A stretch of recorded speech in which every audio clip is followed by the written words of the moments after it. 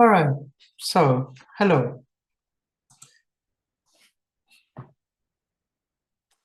Hello.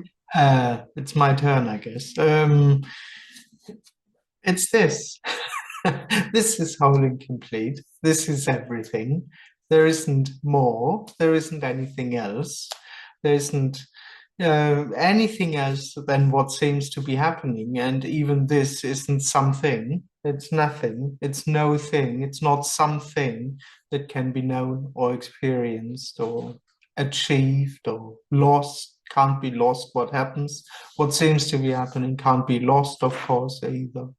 So it's this. This is the natural reality, and will never become more whole, more complete, more natural, more whatever. It's just this. And the only dream is that there is someone or something separate from this having an experience. That's the personal reality. I'm something. I'm separate from everything else. I'm separate from my thoughts. I'm separate from my feelings. I'm separate from this situation. I'm separate from everything that's part of this situation. And that's the personal reality. And within that, everything happens in time and space. It feels as if I'm now here as something that's real, and all the other parts that I'm separate from are also now here. They're real and they happen in time and space, and they are part of a bigger happening. That's also an impression that the person has. Everything that happens is part of something greater. So for most people, this would just be a moment in a greater happening. For some people, this is only the relative that's part of something greater, would be the absolute or something. So in the personal reality, there is an experience of something, and there is always the assumption that there is something greater. There's nothing wrong with that, of course. That's just how it's seen through the personal lives. That's how reality is perceived through the eyes of the person, through the eyes of experiencing, so to speak. However, what's also part of this experience is this sense of lack, as if something isn't quite complete. It's pretty unconscious, really. It's just this energetic assumption, basically, as if there is something else to be found, as if there is something deeper, so to speak. So part of that setup of being someone is the seeking. It's the seeking dynamic, the attempt to become a fulfilled me, the attempt to become a really, really fulfilled me. So that's all part of the dream. And usually it's about how can I become fulfilled? That's the only question the person has. How should I be? What should I do? What's the right approach to life? What's the right approach to seek? And so, of course, the person get numerous answers. Be spiritual, be on a path, inquire, find yourself, destroy the ego. And of course, there are a lot of worldly ideas. Earn a lot of money, have a good profession, live an adventurous life, let it all go, be a punk, whatever. I've no idea what people think will bring them fulfillment. What we talk about here is that this impression to be someone is an illusion. All that I've been describing right now has no reality at all. All that I've been describing right now does not exist. There isn't anyone. There isn't anything that has been lost. There is no one on a path. There is nothing that needs to be regained. There's just this being itself, and it's blindly perfect. Whatever seems to be happening is just perfect, exactly as it is. For no one, of course, there is no experience of this. But as this experiencer is dreamt in the first place, there is also no need for all of that. It's this. This is all there is. Hi, Andreas. Hi, hello. As long as there's a me there, there's an interaction with what happens, or an apparent interaction with what happens. But when there's no me, then there's what happens, but there still could be a response to what happens. I don't know. I'm asking, I guess. Could there, even though it appears to be a response to what happens, without, in the absence of a me, there's a response, but that is also what happens? Yes, exactly. Yes. There wouldn't be the impression of those being two things. Okay. The response, or the person would say, I'm separate from what happens and I have to respond to the separate happening. And Okay. this impression just drops, and it turns out that's completely undivided. That what happens here isn't separate at all from what happens out there. Oh yeah, in a way, there's a constant response, like now. Right. You talk to me, and there's a response coming from you. But all of that is just undivided. It sort of sounds like when there's no me, that there's that the what happens is kind of like a black, like a black hole. But there's actual seeing and responding, and just without separation, right? Yeah, exactly. Yes. But as there is no separation, no one can really know that this is actually happening. So it's both. It's this and it's a black hole. But there's no absence of stimulus, for example. Absolutely. Yes, there is an apparent stimulus. There's just nothing inside which has the impression to, oh, wait, I have to react to that. Oh, there are thoughts coming. What do I do with them? Oh, there is another person talking to me. Whoa. What should I do? What should I say? This inner reaction, so to speak, that which thinks I have to react to the separate thing, that just collapses, or the illusion of that. So that notion is gone, but there's no But there difference. is this, of course, Right. total and direct, and not hiding, not compromising with itself, not holding back because it's an illusion. Right. It's all the things what the person might think, that this is just, well, it's not real and I shouldn't go there, and no, not at all. It's boom. Okay. Thank you. Thank you. Okay, are all apparent relationships happening out of need only? Love between humans is an illusion.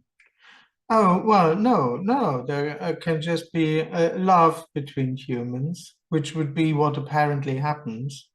But of course, when there is the illusion that there is someone, some kind of need will be attached to it.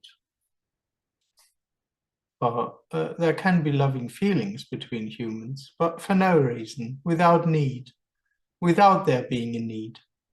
That's apparently possible.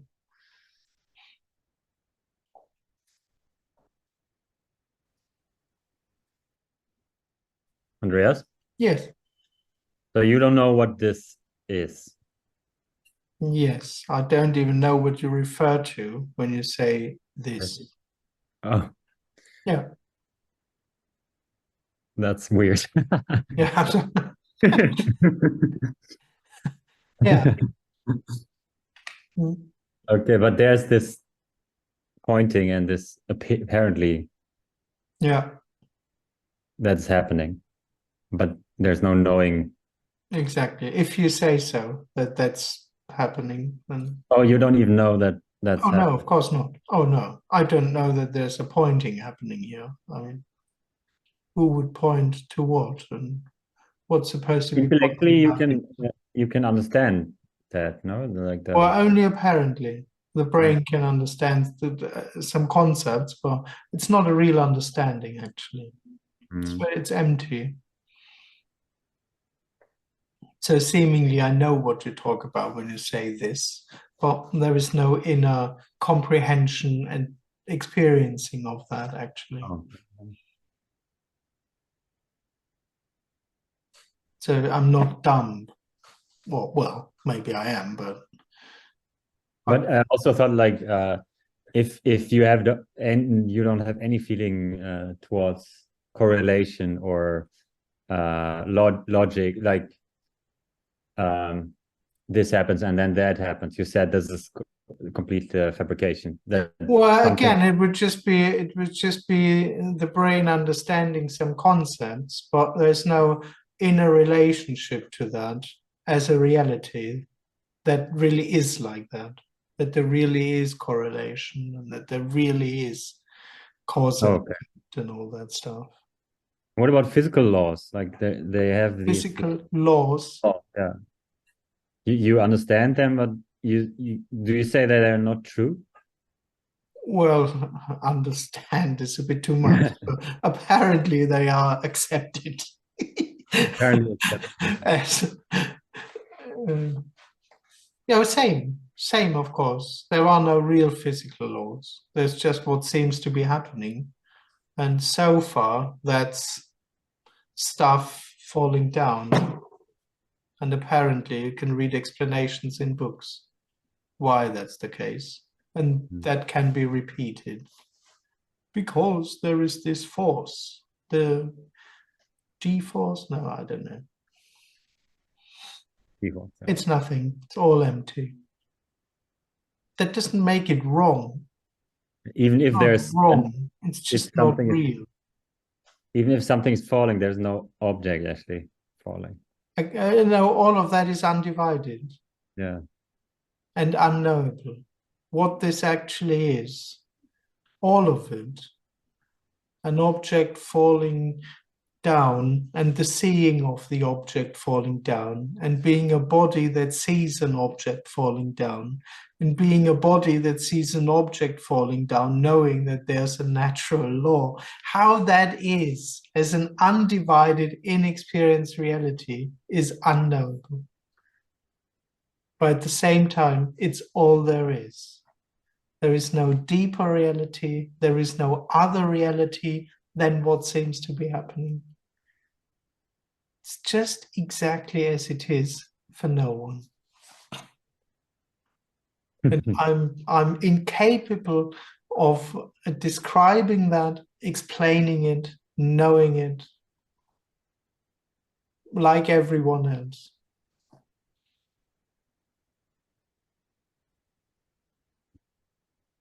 Thanks. Thank you.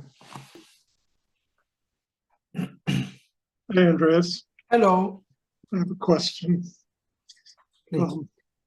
The reason that there's no message is that there's no problem. Yeah, of course. Yeah, well, seen from this person, there's just this one problem. I'm unfulfilled, and this problem is dreamt. There is no one. Right. So nothing is separate. Suffering is not separate. And therefore there's no problem with suffering. Absolutely. Yes, it's all what seems to be happening. Yeah. And when you say it's this, you really mean it's like nothing being everything. Yes, absolutely. It's not a concept. It can't be known. Right. Or the ability to repeat those sentences is useless. But yeah. Yeah. Okay. Thank you. Thank you. I mean, it's always a bit difficult with those explanations. I know. I mean, I also say it like that. This is wholeness. There is no one. There is no experience. But it's not that there is a reason why there is no message. There's just nothing going on. There is no message.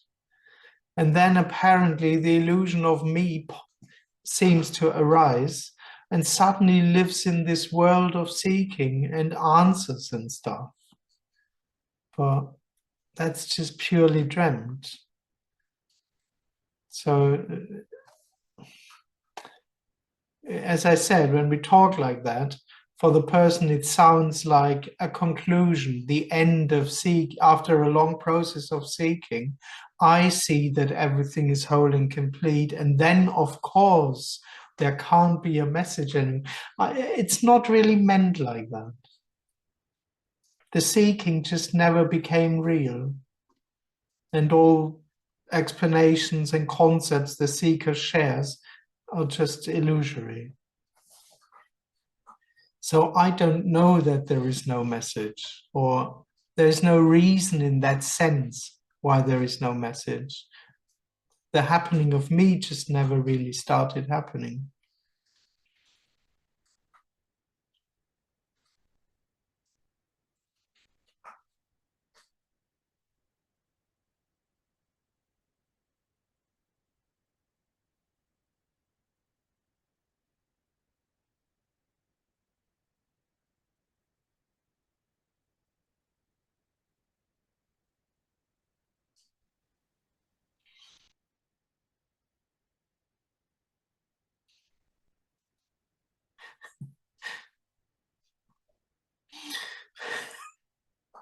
Okay.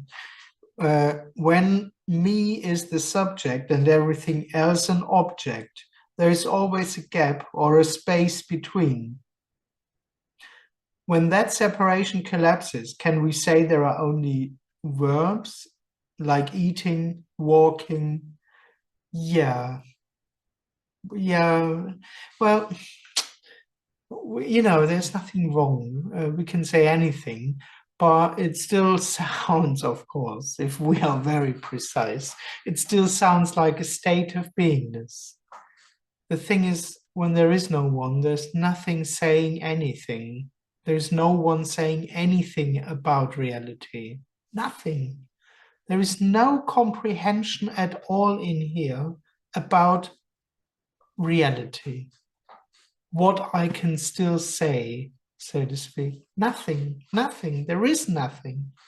It's also not that there is someone who can't say anything. It's just silent. There's just no one there trying to say anything about what's going on to oneself or to others. In that sense, there's really nothing left, not even words, no states of, no matter how impersonal and subtle you want to say. We can either just speak without holding back, but actually nothing is ever being said about what happens, how it is. And it's funny because it's so, again, probably unexpected from the seeker. It really ends completely. There is no compromise in that. There is no voice inside me or no dynamic inside me that wants to capture reality in this absolute and total sense. It's gone, or not there anymore, or even this, it's not there. There is, well, it's not even, I'm not even sure, but there was definitely this belief here. So let's say there was never an Andreas character. Yeah. But it was maybe a time where it was felt that there was one. Yes. There. So there is here the question is, it would seem logical that there might be a difference in behavior when it was still felt there was an Andreas character and afterward, because it would seem that the me feels like a neurotic thing. Absolutely. It seems fearful. And so it would seem logical that something did change sort of in the behavior of the seeming character. Yeah, it did. Totally. Absolutely. Exactly. Yeah. Yes. But you would then say, obviously, that is also just what's happening. Exactly. And it was always what was happening. Exactly. So, And it's not more or less whole. That's the funny thing. It doesn't feel now more whole and complete and better. It was equally whole and complete all the time. That's the surprise, actually. But oh yeah, but there is an apparent change. And there was never a possibility for anything to be different anyway, I suppose. Exactly. Absolutely. Yes. Yeah. The reason we came to this because we were looking at maybe making a website, and then in Germany there's this big issue about Datenschutz, which is now, when we made a MedPite 5 years ago, nobody thought about it, and I was like, ooh, ah. And we were actually wondering, did you do anything about it, or did you just say, I don't care? You don't have to answer, but that's how. I just copied something from another website, and I fingers crossed that it's safe. I think there should be something on the website. I mean, yeah. And would you say that there is now more relaxation about these things, or is it just the same in the seeming life of Andreas? I don't know. That can't be compared really. How issues were. No, it can't be compared. Maybe even when I was a seeker, there was with certain issues less caring even. Yeah. Because I thought they are unimportant and too unspiritual. So I don't even know what's more important now or less important.